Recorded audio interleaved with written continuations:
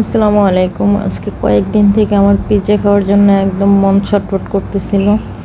তো একবার food পান্ডায় order দিব করে অর্ডারটা কেন জানি দেওয়া হয়নি। তারপরে ভাবলাম এরিয়াতে আমাদের রেস্টুরেন্ট আছে, আমাদের এরিয়ার রেস্টুরেন্টগুলোতে গেলাম, দেখলাম যে এখানে একটাতে পিৎজা নাই আর একটাতে বন্ধ।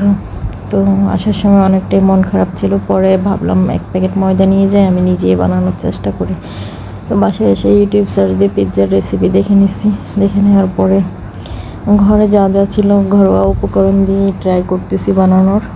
আগে থাকতে আমি ডো রেডি করে রাখছিলাম, একদম ভিডিওতে যা যা দেওয়া ছিল সবগুলোই ফলো করার চেষ্টা করছি। শুধু একটু এদিক সেদিক হয়েছে আর কি, যে সবগুলো মশলা সব ঠিক ছিল, বাট ওই ক্যাপসিকাম তারপরে আরও যেগুলো অলিভ ওগুলো ছিল না, ওগুলো ছাড়াই বানাইছি, টমেটো দেয়নি।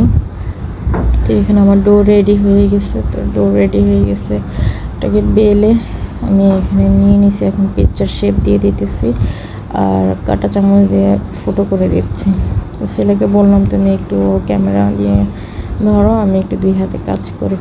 তো ও তত বেশি একটা ভালো ভিডিও করতে পারে না, তারপর আর কি বাচ্চা মানুষ যতটুকু করে ততটুকুই এনাফ। তা এখন এখানে দিয়ে দিচ্ছি সস। এখানে আমার মিনি প্যাকেট সস 4টা লাগছে।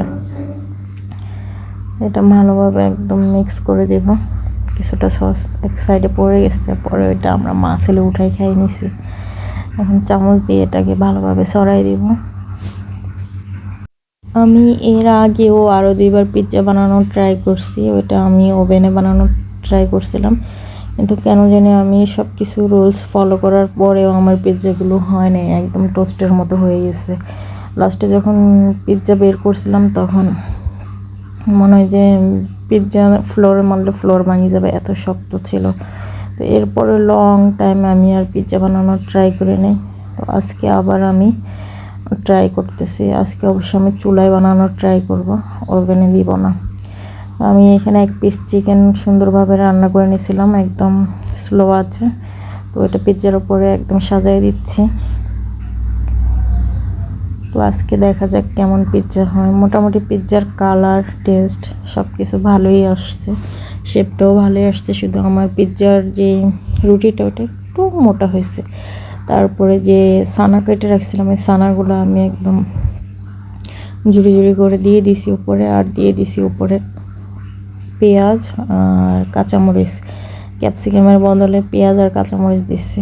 আর এখানে আমি আগে একটা ডেকচি প্রিহিট করে রাখছি, আর ওটার ভিতরে একটা স্ট্যান্ড দিছি। তো এখন এই যে আমার পিৎজা, এটা আমি দিয়ে দিব কড়াইয়ের মধ্যে।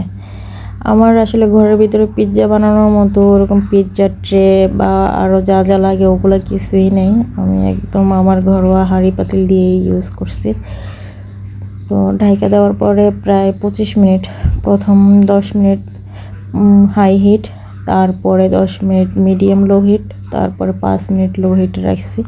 আপনারা আরও হিটটা কমাই দিবেন। কিন্তু আমার